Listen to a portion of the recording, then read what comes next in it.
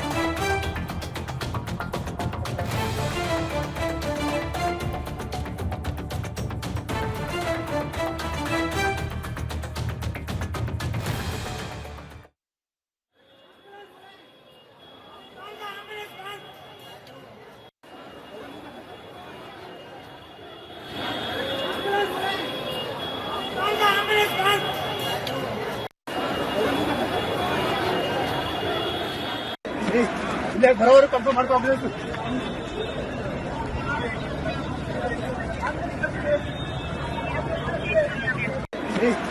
ಬರೋರು ಕನ್ಫರ್ಮ್ ಮಾಡ್ಕೊಂಡು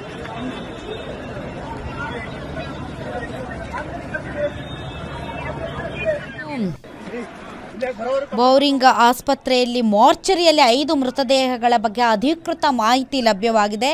ದಿವ್ಯಾಂಶಿ, ವಿದ್ಯಾ, ಶರತ್ ಅಂತ ಮಾಹಿತಿ ಬರ್ತಾ ಇದೆ. ದಿವ್ಯಾಂಶಿ 14 ವರ್ಷ, ಶರತ್ 21 ವರ್ಷ. ಈಗಾಗಲೇ ಸಿದ್ದರಾಮಯ್ಯನವರು, ಗೃಹ ಸಚಿವರು ಮತ್ತು ರಿಜ್ವಾನ್ ಅರ್ಷದ್ ಶವಾಗಾರಕ್ಕೆ ಭೇಟಿ ಕೊಟ್ಟಿದ್ದಾರೆ.